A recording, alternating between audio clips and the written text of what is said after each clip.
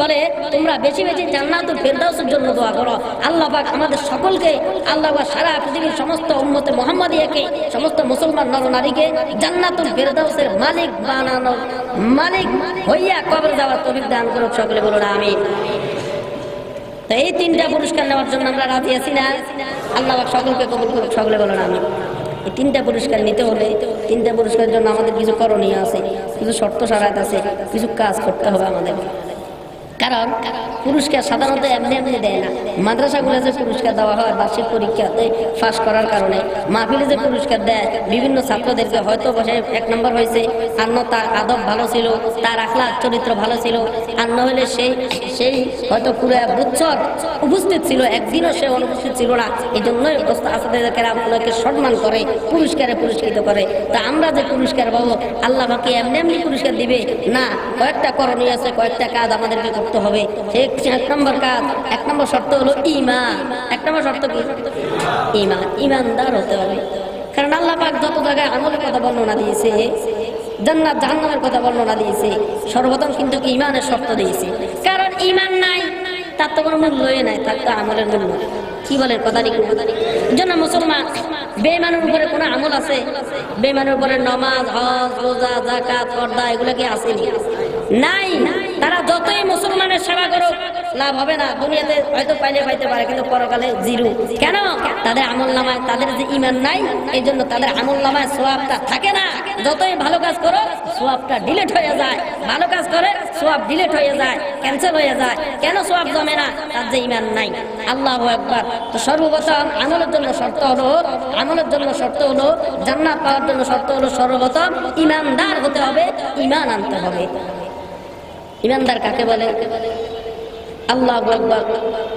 আল্লামা, সকলের প্রসিদ্ধ আল্লামা নুরুল ইসলাম মৌলভী সাহেব বারাকাল্লাহু ফি হায়াতি, উনি রায়েরবাগ একটা মাহফিলে এই কথাটা বলেছে, ঈমানদারের ব্যাখ্যা করেছে। বলছে যে ঈমানদার কাকে বলে? যে ব্যক্তি যারা আল্লাহ পাকের দেওয়া সমস্ত বিধিবিধানকে, আল্লাহ পাকের দেওয়া সমস্ত হুকুমকে, বিধানকে কোনো সমালোচনা করা ব্যতীত, কোনো প্রশ্ন করা ব্যতীত, চাই সেটা আমার পক্ষে হোক আর বিপক্ষে হোক, চাই সেটা আমার দলের পক্ষে হোক আর বিপক্ষে হোক, চাই সেটা আমার রাজনীতির পক্ষে হোক আর বিপক্ষে হোক, চাই সেটা আমার দেশের পক্ষে হোক আর বিপক্ষে হোক, যারা মানতে পারবে তারাই ঈমানদার হতে পারবে। মনে করেন ইউসিকুমুল্লাহু ফি আওলাদিকুম লিত্তাকারি মিসলু হাযিল মাসাইয়িন। আল্লাহ রাব্বুল আলামিন বলেন, আসসালামু আলাইকুম ওয়া রাহমাতুল্লাহি ওয়া বারাকাতুহু।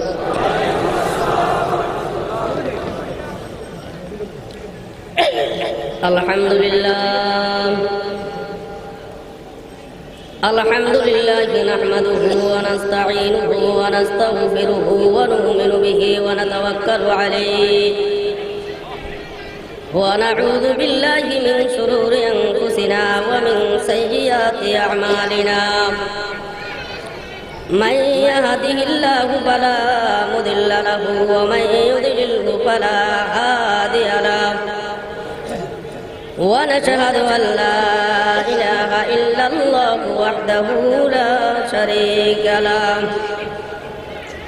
ونشهد أن سيدنا وسندنا ومرادنا ومقصودنا وشفيعنا وحبيبنا وحبيب ربنا وطبيبنا وطبيب قلوبنا وأولانا ومولانا محمدا عبده ورسوله أرسله بالحق بشيرا ونذيرا وداعيا إلى الله بإذنه وسراجا منيرا.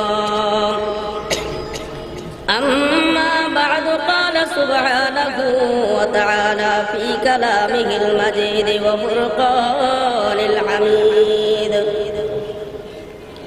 أعوذ بالله من الشيطان الرجيم. بسم الله الرحمن الرحيم.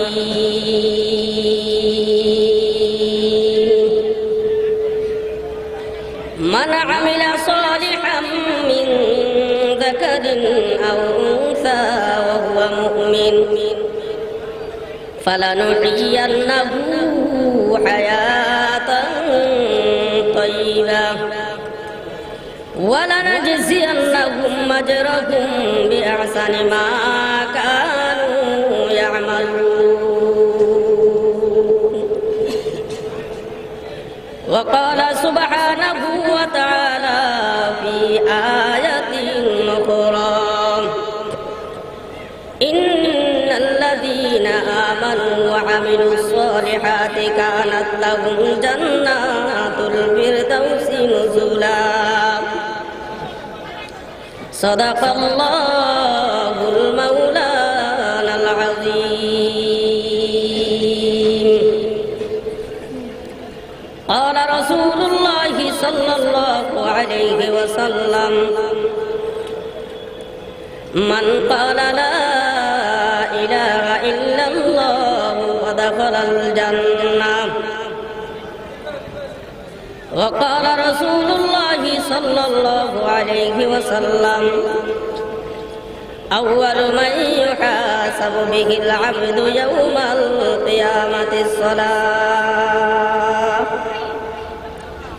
وقال رسول الله صلى الله عليه وسلم الصلاة مفتاح الجنة أو كما قال النبي عليه الصلاة والسلام. সকলে একবার দুরূদ ইব্রাহিম পাঠ করি।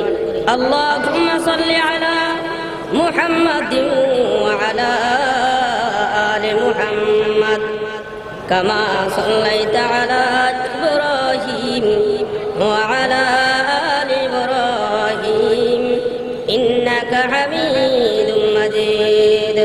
اللهم بارك على محمد وعلى آل محمد كما باركت على إبراهيم وعلى آل إبراهيم إنك حميد مجيد. بلغ العلا بكماله كشف الدجى بجماله حسنت جميع خصاله صلوا عليه وآله.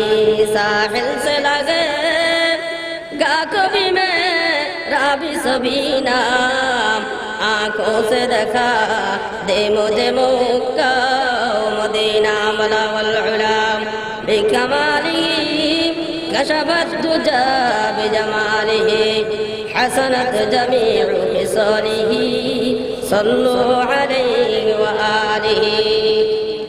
इश्क और प्रेम निये मोहब्बत रशद एकटु मौलाके स्मरण करी। ला इलाहा इल्लाल्लाह ला इलाहा इल्लाल्लाह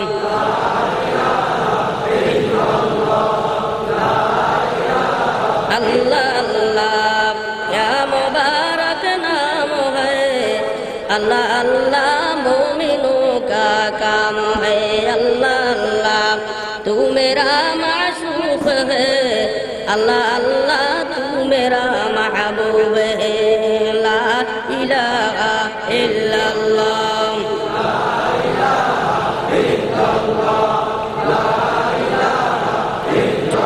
अल्लाह अल्लाह मिकुनद शम्सु कमर। अल्लाह अल्लाह मिकुनद हजर शजर। अल्लाह अल्लाह मिकुनद अर्ज़ु समा। अल्लाह अल्लाह मिकुनद जवा हवा। ला इलाहा इल्लल्लाह ला इलाहा इल्लल्लाह ला इलाहा इल्लल्लाह मुहम्मदुर रसूलुल्लाह। साहिल से लगेगा कभी मेरा भी सबीना। साहिल से लगेगा कभी मेरा भी सबीना आंखों से दिखा दे मुझे मक्का व मदीना। मोमिन रुफिदा नक्श कदम पाक नबी हो जेर कदम आज भी आलम का खजीना। গরে সুন্নত নবী কি করে पैरवी उम्मत तूफान से निकल जाएगा फिर उसका सफीना ये दौलत ईमान जो मिले सारे जहां को ये दौलत ईमान जो मिले सारे जहां को फैजान मदीना गजे फैजान मदीना फैजान मदीना गजे फैजान मदीना। আজকের এই মহতি জলসার সম্মানিত সভাপতি, বিশেষ অতিথি, প্রধান অতিথি, মঞ্চ ভূমিষ্ঠ ওয়ারাসাতুল আম্বিয়া ওয়াজিবুল ইহতিরাম মুআজ্জাজ হযরত উলামায়ে কেরাম, তুলাবায়ে ইলম, বিভিন্ন অঞ্চল থেকে আগত আল্লাহ প্রেমিক, ইসলাম প্রেমিক, কোরআন প্রেমিক, নবী প্রেমিক, সর্বস্তরের সম্মানিত মুসলমান ভাইরা, পর্দার আড়ালের সম্মানিতা মা ও বোনেরা, মহান আল্লাহ রাব্বুল আলামিনের দরবারে অগণিত অসংখ্য শুকরিয়া আদায় করলেও শেষ করতে পারবো না। যে মহান আল্লাহ রাব্বুল আলামিন অত্যন্ত দয়া করে, মায়া করে, মহব্বত করে, ভালোবেসে দুনিয়ার বিভিন্ন কাজকর্ম থেকে অবসর করে এই ফিতনা ফাসাদের জামানায় একটি দ্বীনি মজলিস, রসুলের ভাষায় জান্নাতের বাগান, গুনাহ মাফের মজলিসে, হক্কানি উলামায়ে কেরামের মজলিসে সকলেরই প্রাণপ্রিয় নেতা, লাখো কোটি মানুষের আধ্যাত্মিক জগতের অন্যতম রাহবার হযরত পীর সাহেব হুজুরের মাহফিলে আমাদের সকলকে একসাথে সমবেত হয়ে দাওয়াত ও তাবলীগের নিসবতে কিছু দ্বীনের কথাবার্তা মুযাকারা করার জন্য আর কিছু সংখ্যক লোককে শোনার জন্য তৌফিক দান করছেন। এজন্য সকলে অন্তরের অন্তঃস্থল থেকে মহান আল্লাহ রাব্বুল আলামিনের দরবারে একবার শুকরিয়া জ্ঞাপন করি, আলহামদুলিল্লাহ। আমরা যেখানে অংশগ্রহণ করেছি, যেখানে বসেছি, এই বৈঠকের কিন্তু অনেক দাম। কি বলেন, কথা ঠিক না? আল্লাহু আকবার, কত দাম! এই মজলিসকে, এই বৈঠককে জান্নাতের বাগানের সাথে তুলনা করা হয়েছে। মাজালিসুল ইলমি খায়রুম মিনাদ দুনিয়া ওয়া মা ফিহা। যেখানে ইলমের আলোচনা করা হয়, যেখানে দ্বীনের আলোচনা করা হয়, যেখানে আল্লাহ আল্লাহ রসুলের কথা, পরকালের কথা, জান্নাত জাহান্নামের কথা আলোচনা করা হয়, ওই মজলিসের মূল্য আল্লাহু আকবার দুনিয়া এবং দুনিয়ার ভিতরে যা কিছু আছে তার থেকেও বেশি উত্তম। এটা হলো জায়গার ফজিলত, জায়গার মূল্য। যারা এই জায়গায় বসে অংশগ্রহণ করছে, যেনারা জায়গায় বসে কোরআন হাদিসের কথা শ্রবণ করতেছে, উনাদের কি ফজিলত! আল্লাহু আকবার। মায়ার নবী, দয়ার নবী, বিশ্ব নবী বলেন, কুমু মাগফুরুল লাকুম ওয়া বুদ্দিলাত সাইয়্যাতিকুম হাসানাত। আল্লাহু আকবার। দ্বীনে মজলিসের আল্লাহু আকবার ফজিলত কত বেশি! বিশ্ব নবী বলে, যারা বিভিন্ন অঞ্চল থেকে একসাথে সমবেত হয়ে কোরআন ও হাদিসের কথা শ্রবণ করে, তাদের দাম কত বেশি! যখন এই মাহফিল সমাপ্তি হয়ে যাবে আর বান্দারা যখন এখান থেকে বিদায় নিবে, ফেরেশতারা জায়গায় জায়গায় দাঁড়াইয়া সংবাদ দিতে থাকবে আর বলবে, কুমু মাগফুরুল লাকুম ওয়া বুদ্দিলাত সাইয়্যাতিকুম হাসানাত। হে আল্লাহর নয়া বান্দারা, হে আল্লাহর প্রিয় বান্দারা, শোনো, তোমরা যে এতক্ষণ সময় আরামে ঘুমকে হারাম করে দুনিয়ার সমস্ত কাজকর্মকে বাদ দিয়া আল্লাহু আকবার, আল্লাহর মহব্বতে, রসুলের মহব্বতে, কোরআন হাদিসের মহব্বতে, উলামায়ে কেরামের মহব্বতে এতক্ষণ পর্যন্ত সময়টা বৈশা নষ্ট করেছো। শোনো, তোমার সময় কিন্তু নষ্ট হয় নাই। তোমার এই সময়ের দাম কত বেশি! আল্লাহু আকবার। তোমার সম্মান কত বেশি, তোমার দাম কত বেশি! আল্লাহু আকবার। আমার মাওলা তোমার জীবনের সমস্ত গুনাহ কাদাগুলো ক্ষমা করে দিয়েছে। ওয়া বুদ্দিলাত সাইয়্যাতিকুম হাসানাত। শুধু তাই নয়, তোমার যত গুনাহ ছিল আমলনামায় আমার মাওলা দয়া করিয়া, মায়া করিয়া, মহব্বত করে, ভালোবেসে তোমার সমস্ত গুনাহ খাতাগুলোকে আল্লাহু আকবার নেকির দ্বারা পরিবর্তন করে দিয়েছে। এই জন্য আমরা যে সময়টা নষ্ট করতেছি, কি বলেন, লাভ হচ্ছে না লস হচ্ছে? কত লাভ, যে লাভের কোনো শেষ নাই। এটা কোনো দুনিয়াবি কোনো বৈঠক না, দুনিয়াবি কোনো মজলিস না, এটা হলো দ্বীনি মজলিস, কুরআন হাদিসের মজলিস, আল্লাহু আকবার, হক্কানি উলামায়ে কেরামের মজলিস। আমি যারা এই মজলিসে বসে সময় নষ্ট করতেছে, মনে করতে হবে এরা অত্যন্ত ভাগ্যবান। আল্লাহু আকবার। আমি মনে করব আমি এখানে নিজের ইচ্ছা, নিজের ক্ষমতার বলে, অর্থের বলে, সম্পদের বলে কেউ দ্বীনের কাজ করতে পারে না। আমার মাওলা যাকে কবুল করে সেই একমাত্র দ্বীনের কাজ করতে পারে। তো আমরা যে এখানে অংশগ্রহণ করেছি, আমরা মনে করতে হবে আসলে আমার অর্থের বলে, সম্পদের বলে, ক্ষমতার বলে, শক্তির বলে আমি আসি নাই। আমার মতো আরো শত হাজারো মানুষ এখনো রাস্তাঘাটে, হাটে, বাজারে ইত্যাদিতে সময় নষ্ট করতেছে। তারা এই দিনে মজলিসের কথা তাদের কানে গিয়েছে, তারা পোস্টার দেখেছে, আল্লাহু আকবার, হযরত পীর সাহেব হুজুরের নাম শুনেছে, তারপরও তারা অংশগ্রহণ করতে পারে নাই। আমরা যারা অংশগ্রহণ করছি মনে করতে হবে আমরা করি নাই, মাওলা কবুল করিয়া আমাদেরকে নিয়ে আসছে। কি বলেন, কথা ঠিক না? আল্লাহ পাক আমাদের সকলকে সহি দ্বীনের বুঝ দান করুক, সকলে বলো আমিন। আমি আপনাদের সামনে পবিত্র কালামুল্লাহ শরীফ থেকে দুইখানা আয়াত তেলাওয়াত করেছি, অগণিত অসংখ্য হাদিস থেকে দুই তিনখানা হাদিস পেশ করলাম। আল্লাহ রাব্বুল আলামিন যদি তৌফিক দান করে ইনশাআল্লাহ সংক্ষেপে আলোচনা করে শেষ করার চেষ্টা করব। সকলেরই জানা আছে এখানে আমাদের প্রধান অতিথি, জিনার অপেক্ষায় আমরা অপেক্ষমান। আল্লাহু আকবার। জিনার জন্য মানুষ পাগল, জিনার জন্য মানুষ। এমনও এক সময় ছাত্র জমানা অতিবাহিত করছি, উনি বহু জায়গায় যখন মাদ্রাসার আশপাশে মাহফিলে অংশগ্রহণ করছে কিন্তু দেখা করার সুযোগ হয় নাই। বহু চেষ্টাও করেছি, বহু দোয়াও করেছি আল্লাহ যাতে করে ওনার সাথে সাক্ষাৎ করায়, কিন্তু আল্লাহু আকবার ছাত্র জমানার সাথে সাক্ষাৎ করার সুযোগ হয় নাই। যখন ফারেক হওয়ার পরে আল্লাহ পাক ওনার সাথে সাক্ষাৎ করার তৌফিক দান করছে। তো এখানে আমি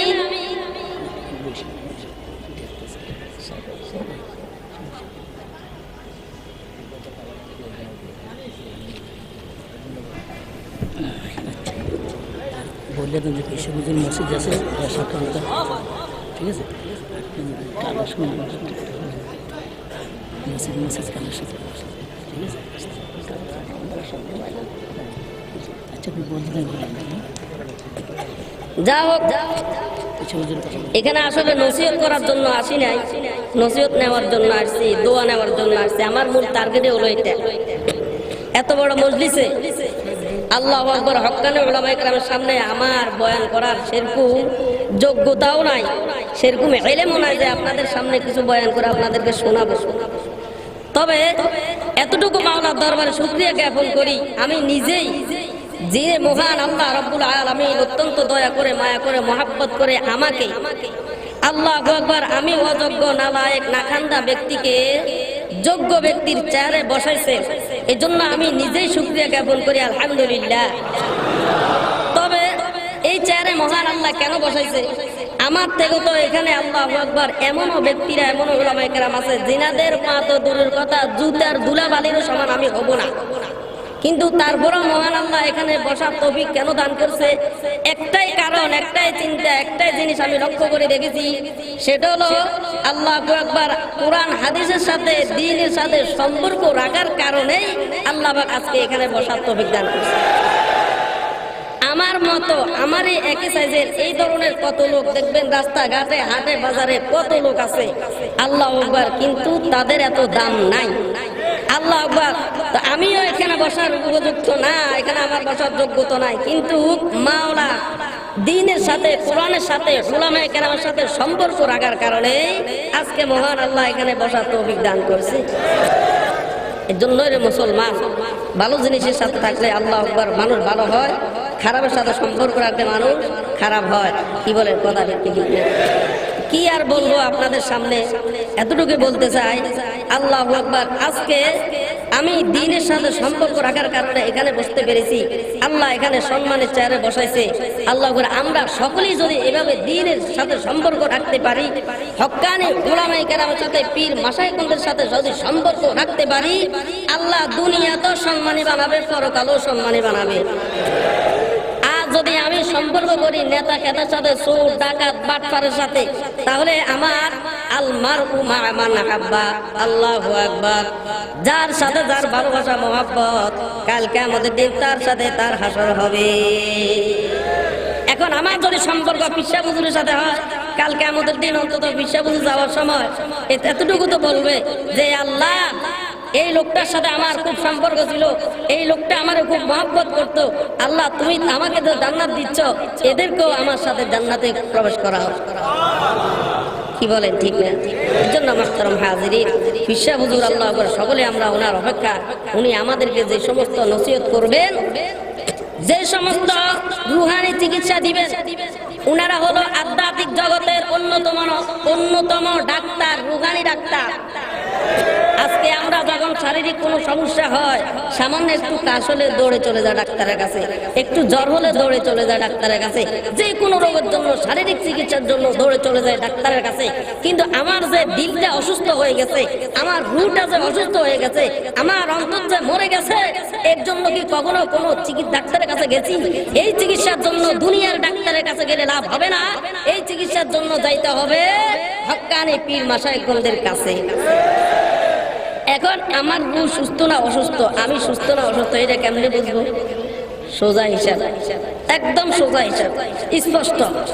আমার কাছে যদি দ্বীনের কাজ ভালো না লাগে, আমার কাছে যদি কোরআন কারীম ভালো না লাগে, আমার কাছে যদি নামাজ পড়তে মজা না লাগে, আমার কাছে যদি পর্দা করতে ভালো না লাগে, আমার কাছে যদি উলামায়ে কেরামকে সম্মান করতে ভালো না লাগে, আমার কাছে যদি হক্কানি পীর সাহেব হুজুরদেরকে ভালো না লাগে, আমি মনে করতে হবে আমার দোষ না, আমার অন্তরের দোষ, আমার অন্তর অসুস্থ হয়ে গেছে। আল্লাহু আকবার। আল্লাহ রাব্বুল আলামিন বলেন, ইন্নামাল মুমিনুনা আল্লাযীনা ইযা যুকিরাল্লাহু ওয়াজিলাত কুলুবুহুম ওয়া ইযা তুলিয়াত আলাইহিম আয়াতুহু যাদাতুহুম ঈমানাও ওয়া আলা রাব্বিহিম ইয়াতাওয়াক্কালুন। মুমিন কারা? মুমিন কারা? আল্লাযীনা ইযা যুকিরাল্লাহ, যাদের সামনে আল্লাহর বড়ত্বের কথা আলোচনা করা হয়, যাদের সামনে কোরআন তেলাওয়াত যদি করা হয়, তাদের আল্লাহু আকবার ঈমানের পাওয়ার দিন দিন দিন দিন বাড়তে থাকে। ওয়াইদা তুলিয়াত আলাইহিম আয়াতুহু যাদাতুহুম ঈমানা। যখন মুমিনের সামনে কোরআন তেলাওয়াত করা হয়, তখন মুমিনের কাছে শুধু মজায় লাগে, মজায় লাগে, স্বাদ লাগে। আল্লাহু আকবার। মুমিন যখন কোনো ভালো কাজ করে, মুমিনের কাছে মজায় লাগে।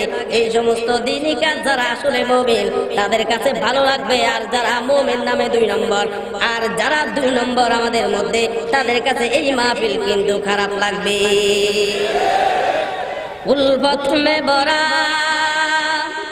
उल्फत में बराबर के वफा को के जफा को, उल्फत में बराबर के वफा को के जफा हो, हर चीज में लज्जत जागर दिल में मजा हो, हर चीज में लज्जत जागर दिल में मजा हो।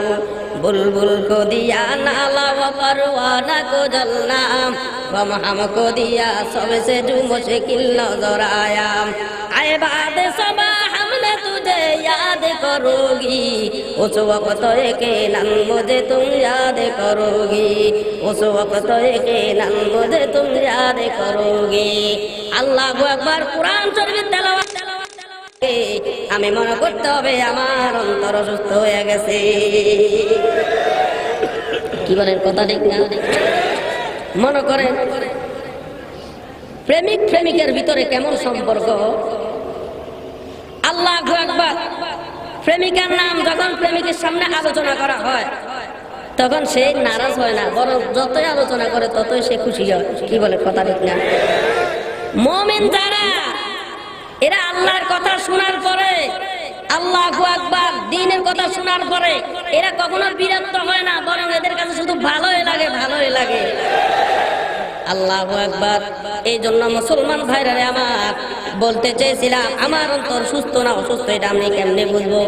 আমার কাছে যদি উলামায়ে কেরামকে খারাপ লাগে, আমার কাছে যদি চরমনায় বিশ্বাস হুজুরকে খারাপ লাগে, আমার কাছে যদি নবীজির সুন্নাত খারাপ লাগে, আমার কাছে যদি দ্বীনের কথাবার্তা খারাপ লাগে, আমার কাছে যদি হক্কানি উলামায়ে কেরামদেরকে খারাপ লাগে, আমি মনে করতে হবে আমার অন্তর অসুস্থ। আল্লাহু আকবার। তাহলে অন্তর অসুস্থ হলে ভালো কাজ ভালো লাগবে না। আমার কাছে ভণ্ড পীরের কথা ভালো লাগবে, আমার কাছে মাজারের কথা ভালো লাগবে, আমার কাছে বাবার কথা ভালো লাগবে, আমার কাছে পীর আল্লাহ আটরশি নয়রশির কথা ভালো লাগবে। আমি মনে করতে হবে আমার অন্তর সুস্থ না, আমার অন্তর অসুস্থ। এই অন্তরকে সুস্থ কেমনে করতে হবে? আল্লাহু আকবার। এই কলবকে সুস্থ কেমনে করতে হবে? হে কুলুবিহিম মারাদুন ফাযাদাহুমুল্লাহু মারদা।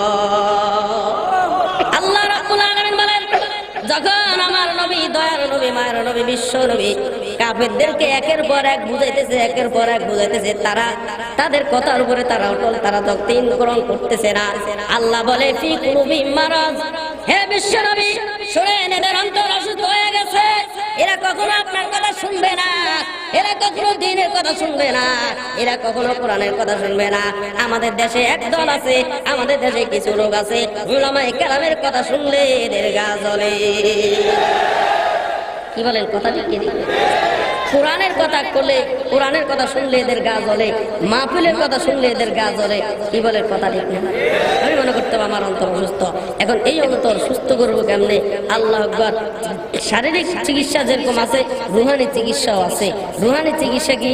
যখন আমার অন্তর অসুস্থ, আমি কোনো হক্কানি পীর মাশাইখদের কাছে যাইয়া, আমার মসজিদের খতিব সাহেব হুজুরের কাছে যাইয়া, আমার মসজিদের ইমাম সাহেব হুজুরের দরবারে যাইয়া, আমার আশপাশে যদি কোনো হক্কানি পীর থাকেন, মাশাইখ থাকেন, তাহলে উনার দরবারে যাইয়া সুন্দর করে নরম হইয়া সুন্দর করে বুঝাই বলবো যে হুজুর, আমি তো অসুস্থ, আমার অন্তর তো অসুস্থ হয়ে গেছে।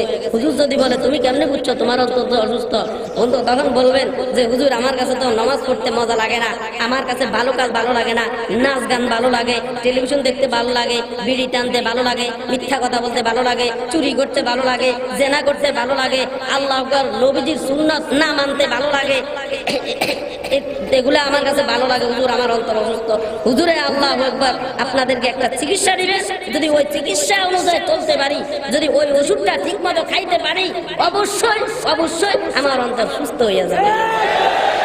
এজন্যই মুহতারাম হাজিরিন, আল্লাহু আকবার আধ্যাত্মিক জগতের অন্যতম রাহবার, লক্ষ কোটি, আল্লাহু আকবার 16 কোটি মানুষের আধ্যাত্মিক জগতের রাহবার আমাদের মাঝে আজকে তাশরীফ এনেছেন। এজন্য আমরা সকলেই আল্লাহু আকবার, মানুষ বহু দূর থেকে অংশগ্রহণ করে উনারকে দেখার জন্য, উনার কথা শ্রবণ করার জন্য, উনার সাথে সাক্ষাৎ করার জন্য। জন্য উনি আমাদেরকে আজকে রুহানি চিকিৎসা দিয়ে যাবে, রুহানি ওষুধ দিয়ে যাবে। আমরা চেষ্টা করব উনার ওষুধটা সময় মতো কাজে লাগানোর জন্য, সময় মতো খাওয়ার জন্য। যদি উনার ওষুধ আমি ঠিক মতো খাইতে পারি, ঠিক মতো মানতে পারি, আল্লাহু আকবার। ডাক্তারের চিকিৎসা দেয়, অনেক সময় কাজ হয় না। কাজ হয় না কি জন্য? ওই ঠিক মতো ওষুধটা খায় না। ডাক্তার বলছে 3 বেলা ঠিক মতো খাওয়ার পরে খাইতেই হবে, যদি তুমি ঠিক মতো না খাও তুমি অসুস্থ হবে না। এখন হুজুর তো আমাদেরকে চিকিৎসা দিয়ে যাবে, ওষুধ দিয়ে যাবে। আমরা যদি ঠিক মতো পালন করতে পারি, ওষুধটা ঠিক মতো খাইতে পারি, তাহলে আমরা উপকৃত হব। আর নইলে আমার অন্তর সুস্থ হবে না, উপকৃত হবে না। এগুলোর কথা ঠিক না? যাও, আল্লাহ পাক হযরতের হায়াতের মধ্যে বরকত দান করো। আমি প্রায় জায়গাতে, প্রায় মাহফিলে হযরতের সুস্থতার জন্য, হায়াতে তয়্যিবার জন্য, হক্কানি উলামায়ে কেরামের জন্য, হাটহাজারীর হযরত সহ সকল হক্কানি পীর মাশাইখদের জন্য দোয়া করি। সব সময় একইও দোয়া করি, মাহফিলগুলোতে দোয়া করি। কারণ উনাদের উসিলায় আল্লাহ পাক আমাদেরকে সমস্ত আসমানি বলা মুসিবত থেকে হেফাজত করতেছেন। কি বলেন? কথা ঠিক কি ঠিক না? জমিনে মুসিবত থেকে আল্লাহ পাক শুধু উনাদের উসিলায় আমাদেরকে হেফাজত করতেছে। উনারা যদি চলে যায় তাহলে হতে পারে কোন সময় আল্লাহ পাক আসমানি গজব, আসমানি আযাব আমাদের উপরে বঞ্চিত করে দেয়। আল্লাহ পাক আমাদের সকলকে পরিপূর্ণ সহিহ বুঝ দান করুক। সকলে বলুন আমিন। যে আয়াতটা তেলাওয়াত করছি, আল্লাহ রাব্বুল আলামিন বলেন, মান আমিলা সালিহান মিন যাকারিন আও উনসা ওয়া হুয়া মুমিন ফালানুহিয়ান্নাহু হায়াতান তাইয়্যিবা ওয়া লানাজজিয়ান্নাহুম আজরাহুম বিআহসানি মা কানু ইয়ামালুন। আল্লাহ রাব্বুল আলামিন বলেন, যারা ঈমান আনার পরে নেক আমল করবে, ওয়া আমিলা সলিহা, নেক আমল করবে, আমি মাওলা তাদের জন্য 3টা পুরস্কারের ঘোষণা দিয়েছি। সুবহানাল্লাহ। তো সুবহানাল্লাহর আওয়াজ কিন্তু আসতে হয়েছে। সুবহানাল্লাহ পড়লে লাভ না লস? আরো জোরে বলি, কত লাভ, কত লাভ, কত লাভ! আল্লাহু আকবার। যে ব্যক্তি একবার সুবহানাল্লাহ পাঠ করবে, আমার মাওলা তার জন্য জান্নাতে একটা ফল গাছ তৈরি করে দেবে। আল্লাহু আকবার। কত বড় ফল গাছ! দুনিয়ার এই সমস্ত আম, জাম, নারকেল গাছ, সুপারি গাছ, কাঁঠাল গাছের মতো না। ওরে মুসলমান ভাইরা আমার, এত বড় ফল গাছ, এত বড় ফল গাছ, যেই ফল গাছের নিচে দিয়া যদি একটা দ্রুতগামী ঘোড়া 600 বছর যদি অতিক্রম করে, তারপরও ওই গাছের ছায়া শেষ করতে পারবে না। আল্লাহু আকবার। মনে মনে প্রশ্ন করতে পারেন, হুজুর এই দুনিয়ার এত ছোট ফল গাছ থেকে ফল পাড়তে কত কষ্ট হয়? আম গাছ থেকে আম পাড়া যায় না, কত কষ্ট হয়, লাঠি লাগে, কত কিছু লাগে। কাঁঠাল গাছ থেকে কাঁঠাল পাড়া যায় না, সুপারি গাছ থেকে সুপারি পাড়াতে কত কষ্ট হয়। আল্লাহু আকবার। জাম গাছ থেকে জাম পাড়তে কত কষ্ট হয়। অথচ আখিরাতে যে এত বড় গাছ দিবে, এত বড় ফল গাছ আল্লাহ পাক আমাদের জন্য নির্মাণ করবে, ওই ফল গাছ থেকে আমরা কেমনে ফল পাড়বো? হুজুর কবরে যাওয়ার সময় লাঠি টাঠি নেওয়া লাগবে নাকি ফল পাড়ার জন্য? আল্লাহু আকবার। নারে না মুসলমান, জান্নাত হলো আরামের জায়গা। কিসের জায়গা? ওয়ালাকুম ফিহা মা তাশতাহি আনফুসুকুম ওয়ালাকুম ফিহা মা তাদউন নুজুলাম মিন গফুরির রহিম। আল্লাহু আকবার। আল্লাহ বলেন, জান্নাত আরামের জায়গা, এখানে বিন্দু পরিমাণও কোনো কষ্ট নাই। আল্লাহু আকবার। জান্নাতবাসীরা কষ্ট কি জিনিস জীবনও অনুভব করতে পারবে না। তাহলে জান্নাত আরামের জায়গা, কষ্টের জায়গা না। আল্লাহ আকবার। জান্নাত হলো মন চাই জিন্দেগি, যেমনি ইচ্ছা সেমনি করতে পারবে, যখন ইচ্ছা তখন করতে পারবে, যা চাবে তা করতে পারবে। আল্লাহু আকবার। দুনিয়াতে কিন্তু মন চাই জিন্দেগি চলা যায় না, মানুষ যা চা তা করতে পারে না। দুনিয়াতে মানুষের আশা থাকে কিন্তু অনেক বড়, সবার কিন্তু সব আশা শেষ পর্যন্ত পুরা হয় না। কি বলেন, কথা ঠিক না? সবার সব আশা কি পুরা হয়নি? আল্লাহু আকবার। কার না আশা আছে জনসাধারণের ভিতরে, আওয়ামের মধ্য থেকে কার না আশা আছে? ক্ষমতাটা এর কাছে না, এর হাতে নেই। বলে তোমরা বেশি বেশি জান্নাতুল ফেরদাউসের জন্য দোয়া করো। আল্লাহ পাক আমাদের সকলকে, আল্লাহ পাক সারা পৃথিবীর সমস্ত উম্মতে মুহাম্মাদিয়াকে, সমস্ত মুসলমান নরনারীকে জান্নাতুল ফেরদাউসের মালিক বানানোর, মালিক হইয়া কবরে যাওয়ার তৌফিক দান করুক। সকলে বলুন আমিন। তো এই 3টা পুরস্কার নেওয়ার জন্য আমরা রাজি আছি না? আল্লাহ পাক সকলকে কবুল করুক। সকলে বলুন আমিন। এই 3টা পুরস্কার নিতে হলে 3টা পুরস্কারের জন্য আমাদের কিছু করণীয় আছে, কিছু শর্ত সারাত আছে, কিছু কাজ করতে হবে আমাদেরকে। কারণ পুরস্কার সাধারণত এমনি এমনি দেয় না। মাদ্রাসাগুলো যে পুরস্কার দেওয়া হয় বার্ষিক পরীক্ষাতে পাস করার কারণে, মাহফিলে যে পুরস্কার দেয় বিভিন্ন ছাত্রদেরকে, হয়তো বসে 1 নম্বর হয়েছে, আর তার আদব ভালো ছিল, তার আখলাক চরিত্র ভালো ছিল, আর হলে সেই হয়তো পুরো বছর উপস্থিত ছিল, একদিনও সে অনুপস্থিত ছিল না। এই জন্যই আসাদেরকে আপনাকে সম্মান করে, পুরস্কারে পুরস্কৃত করে। তা আমরা যে পুরস্কার পাবো, আল্লাহ বাকি এমনি এমনি পুরস্কার দিবে না, কয়েকটা করণীয় আছে, কয়েকটা কাজ আমাদেরকে করতে হবে।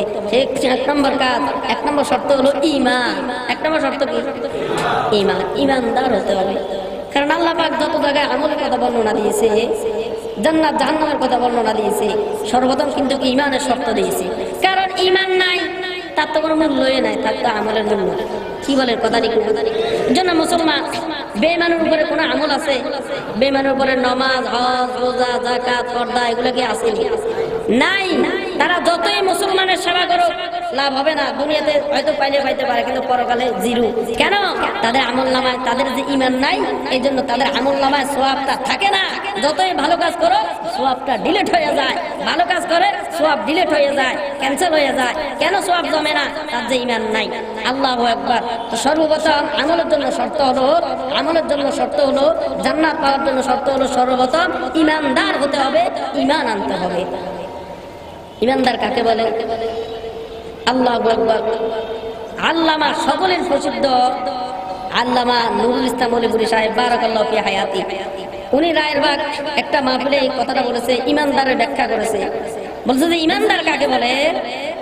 যে ব্যক্তি যারা আল্লাহ পাকের দেওয়া সমস্ত বিধি বিধানকে, আল্লাহ পাকের দেওয়া সমস্ত হুকুমকে, বিধানকে কোনো সমালোচনা করা ব্যতীত, কোনো প্রশ্ন করা ব্যতীত, চাই সেটা আমার পক্ষে হোক আর বিপক্ষে হোক, চাই সেটা আমার দলের পক্ষে হোক আর বিপক্ষে হোক, চাই সেটা আমার রাজনীতির পক্ষে হোক আর বিপক্ষে হোক, চাই সেটা আমার দেশের পক্ষে হোক আর বিপক্ষে হোক, যারা মানতে পারবে তারাই ঈমানদার হতে পারবে। মনে করেন ইউসিকুমুল্লাহু ফি আওলাদিকুম লিত্তাকারি মিসলু হাযিল উনসায়াইন। আল্লাহ রাব্বুল আলামিন বলে আবার ছেলে পাবে 2 অংশ আর মেয়ে পাবে 1 অংশ। এখন যদি কেউ এই কথাটা প্রশ্ন করে অথবা মনে এই কথাটা আসে যে আল্লাহ মেয়েকে কেন 1 অংশ নিতে বলছে, ছেলেকে কেন 2 অংশ নিতে বলছে, আমার মনে হয় আল্লাহ মেয়ের উপর জুলুম করেছে। কি বলেন, এমন নাকি?